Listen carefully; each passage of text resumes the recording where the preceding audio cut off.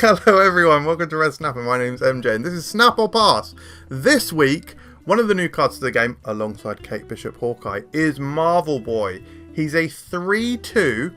After each turn, give 3 of your 1-cost cards plus 1 power. This guy looks pretty spicy, so we're going to be talking about the Spotlight week that he's in. We're going to be reviewing that and seeing if that's worthwhile. We're going to look at some counters, the in-depth mechanics, and I'm going to give you some deck ideas and talk about his general synergies before we end on, is he a snap or pass? Should you buy him? So let's start off with the Spotlight week that he's in. He's alongside 2 other Series 5 cards, so in terms of the value here, this is very strong. And these cards, in particular, are 2 very spicy, very big boys. Blob, really good at the moment in RSM. Yes, we have got some counters to RSM in the form of Cassandra Nova. So as I record this, RSM's flying pretty high. Maybe that's going to come down a little bit. But in any case, RSM is a very fun deck, and Blob is a crucial component of that. And Red Hulk, one of the better meaty big boys in the game. I really like playing Red Hulk in the Silky Smooth style decks. I personally call Silky Smooth style decks Inda Club. I call them Inda Club because Inda Club you mingle. Mingle rhymes with Pringle, and Pringle is a stack. And in those decks, you stack cards on top of Angela, with benefit from Elsa Bloodstone and Hope and others. So yes, that's weird. I'm sorry that has happened and you've had to listen to that. But let's move on and talk about the... Sorry, just to be completely clear, this Spotlight week is incredible. Okay, right, now let's move on to the mechanics and the in-depth stuff to do with Marvel Boy. I apologise in advance. I wrote some of this at like 2 AM because I was staying up to watch the Marvel SDCC MCU presentation, and it was freaking awesome. Avengers Doomsday, are you kidding me? Sounds immense. Anyway, Marvel Boy.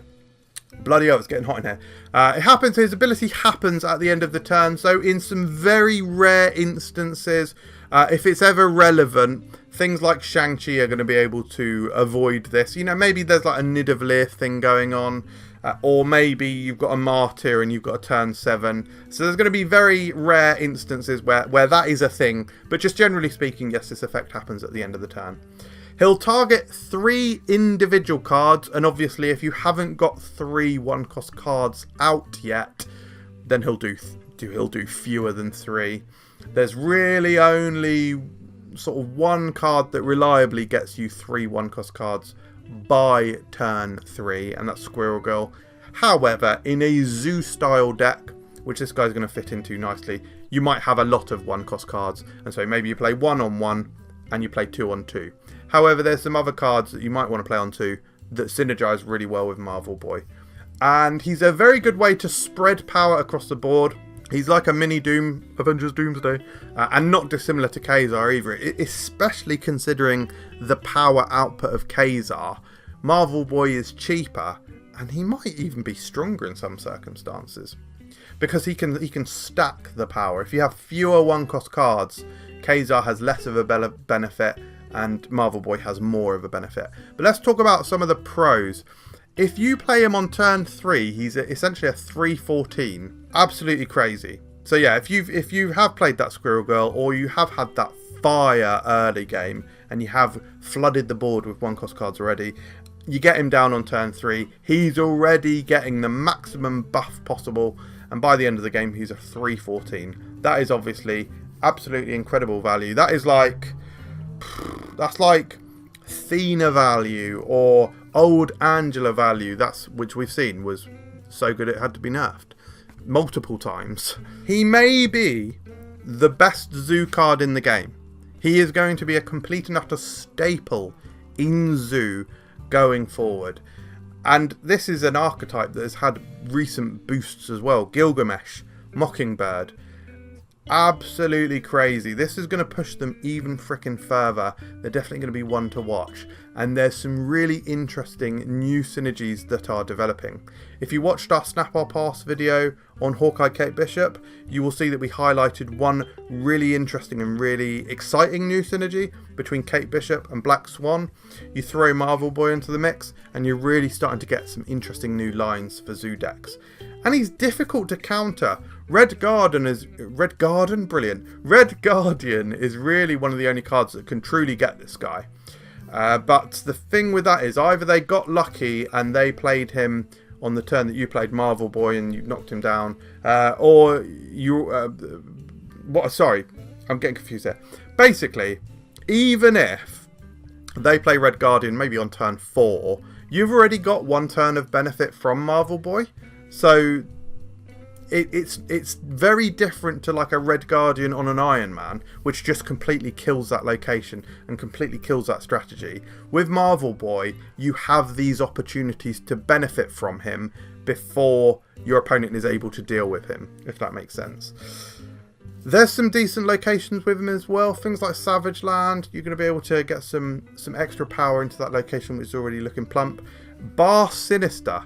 Marvel Boy on Bar Sinister is going to be freaking crazy. I mean, you're going to lose Bar Sinister most likely, but it might be worth doing because that is pumping out massive power. That's pumping out 12 power every turn, which is crazy. I mean, if you look at Blue Marvel on Bar Sinister is nuts. Absolutely crazy because all of your cards get +4 if you've got Blue Marvel on Bar Sinister. But Marvel Boy pumping out 12 each turn, that's really good too, and it's 2 cheaper than Blue Marvel, so it's something that you could consider. I don't know, it can sometimes be suicide to fill up Bar Sinister too early, but sometimes they play White Widow anyway, so maybe it's not super risky. And then Sinister London, again, Marvel Boy's effect is so powerful that duplicating it is going to feel really good. But let's talk about some of the cons. Marvel Boy means you're investing into 1-cost cards, you know, and you're really relying on them. That's a strategy that you're heavily relying on, and it means that they are very susceptible to Killmonger. Killmonger is going to be hotter than he's been in a while when Marvel Boy comes out, because you've got these couple of cards coming out, Marvel Boy and Hawkeye Kate Bishop, which are both going to be boosting Zoo, which means Destroy is definitely going to get more popular as well. So watch out. Play your armors, play your Chieras. You won't always have 3 1-cost cards by turn 3, so you won't always be able to capitalise on playing him early. That being said, that won't matter that much. He's a really strong card, and you can get those 1-cost cards later, and you can still have massive benefit from him. And he himself has a slightly lower power, so if you play him on one location, 2 power, you're not exactly setting the world alight on that location. But conversely, you can balance that out by putting a 1-cost card on that location, and that's always going to be ticking up anyway. So it's like ebbs and flows, swings and roundabouts, blahs and blahs. Right, let's talk about the counters in more detail here. So we've talked about Red Guardian. We've spoken about Red Guardian. He's going to be able to target him, take him down. Yeah, Marvel Boy has got 2 power. Generally speaking, that's probably going to be the lowest power card at your location there. So Red Guardian probably will be able to snipe him, and that's going to be a sad thing. But as we said, it doesn't necessarily deal with all of the power that you've already output from him. Killmonger, we spoke about a minute ago. Shadow King is an interesting one because Shadow King is obviously going to bring back all of those boosts that Marvel Boy has given, but it is only in one location. So again, the counters against Marvel Boy can't necessarily deal with everything. I mean, Killmonger can, but there's ways that you can combat against that. As we'll find out when we look at the key synergies here and some deck ideas for you. So, let's talk about Chiera first, go out of order. Chiera, going to be really important. You want to protect those 1-cost cards at all costs because you are chumping them up. So Chiera, I think you're going to generally want to include with most of your Marvel Boy decks. That's why in these 3 deck ideas I've got for you, I only included Chiera in one of them. Then other cards, hey, how about the Hood, guys? The Hood is a 1-3, which generally feels pretty bad, but if you can tick him up several times with Marvel Boy, it really does reduce that negative power, obviously, or it increases the negative power, and it's going to make that location that he's on so much more able to win. And I think that might be a little bit of a mind game thing that your opponent is going to have to deal with. Not only that, of course, you're then playing out a Hood, which potentially can then get buffed by Marvel Boy itself. So there's some interesting stuff there. Squirrel Girl we've spoken about extensively. A card that we've not mentioned at all is Nightcrawler. I think Nightcrawler is going to be a really interesting card with Marvel Boy, because if you do get Nightcrawler out early and he starts getting tagged by Marvel Boy early, you're going to have an actually really decently sized Nightcrawler by the end of the game, which you'll be able to move. And as we've seen with what's her name, Nocturne's recent release, on release she became one of the best cards in the game. It's just because of that ability to move her. Well, it's not just because of that, because you can turn off Limbo and other powerful things like that. But that ability to just move that power and readjust your play, completely abandon somewhere, is really powerful. And so a boosted up Nightcrawler is going to be really nice. You also got Gilgamesh. Gilgamesh is instantly going to be getting an at least guaranteed +3 from your Marvel Boy plays. And Blue Marvel, just generally, Marvel Boy is a Zoo style card. Blue Marvel obviously plays into that. Let's look at this first deck, which is Enhanced Patriot.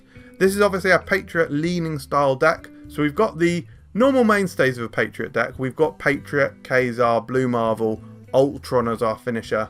We've also got Doom as a potential other finisher. But we've got Marvel Boy in here because the other things that are going to be, the other like slight differences to like the average sort of Patriot deck here, is that we have got some really high power 1-cost cards that we can get out. We've obviously got, not obviously got, but we have got Martyr in here, who's going to feel good. She's going to feel spicy.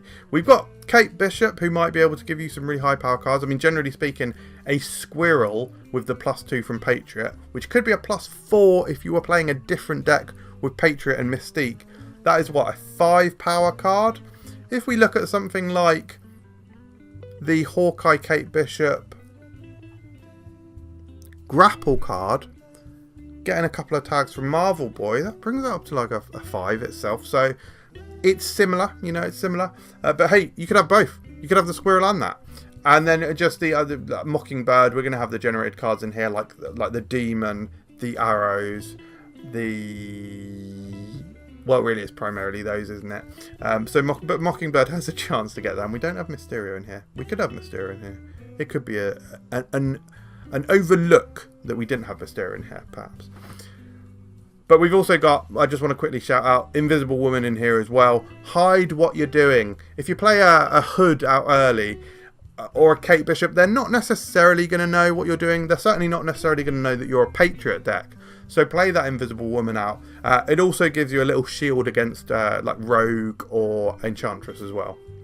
Next up is a style of deck which I really enjoy playing, actually.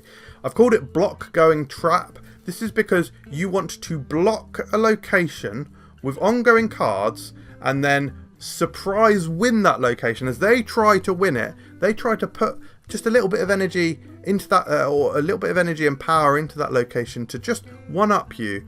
But you're going to keep adding energy to that blocked location, and they're going to have wasted the energy in trying to get it, and that's how you win the game, basically. So the cards here that boost that location, if you got Dazzler in there herself, she might be able to get that extra power. You could lock it down with Goose, so they can't play the high cost cards into there. And you've got Marvel Boy, who can boost that location. You've got Kazar, you've got Blue Marvel, you've got Claw, and you've got Spectrum. So you've got loads of ways to block that location. And I'm gesturing to the right of me, to the left of you, because generally speaking, when I'm doing this style of deck, I like to try and block the right location. First and foremost, I generally like playing into blind locations anyway, just in case. There are locations that you can't later play into, like Altar of Death or Vormir, that sort of thing. Listen, it can be a gamble because it can sometimes be bar with no name and stuff. But I like blocking the right. And then, of course, Claw is pointing to the right, so you're never able to claw. You're never able or never want to play Claw on the right anyway. And this is a style of deck that I really like playing with Thanos as well. So just a shout out to that. And finally, the last deck idea I have for you is Value Buff.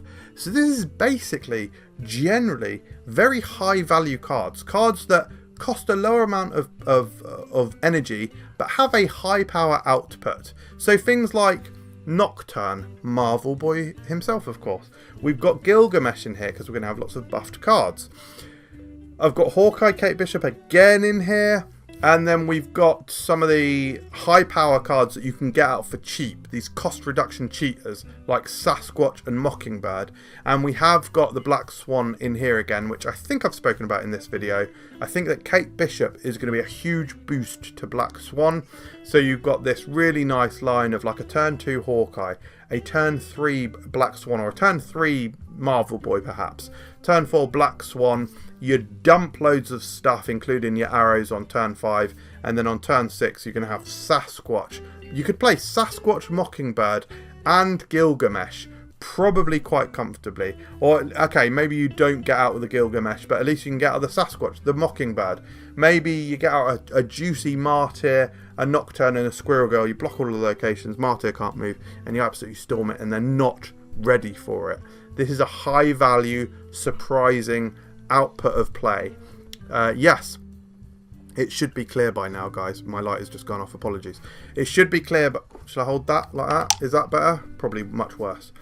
Let's just do that, shall we? We're nearly at the end, hey. So, is Marvel Boy a snap or pass? Well, if you saw my season preview, you'll have seen that I gave him 5 stars. So, of course, he is a snap. That being said, I'm not getting him. Or I'm probably not getting him. Let's see how it goes. Actually, I say let's see how it goes. I've opened all of my caches up into the point, so I know how many keys. I'm not getting him. I can't afford him. Because I'm a massive Spider-Man fanboy and a Symbiote fanboy, I am saving my keys and caches for those months. I just can't afford to get this guy, unfortunately. Would have been really fun. I think he's massively strong. I think there's a good chance that he gets tweaked in future, probably down to 3-1. I don't think he'll hit 3-0, but yeah, I certainly think he's very strong. He's going to be so good in Zoo. So if you're a Zoo gamer, he's an absolute guaranteed card that you have to get. What do you think of Marvel Boy? Let me know in the comments below. Thank you very much for watching. If you're new, subscribe, and I'll see you next time. Cheers.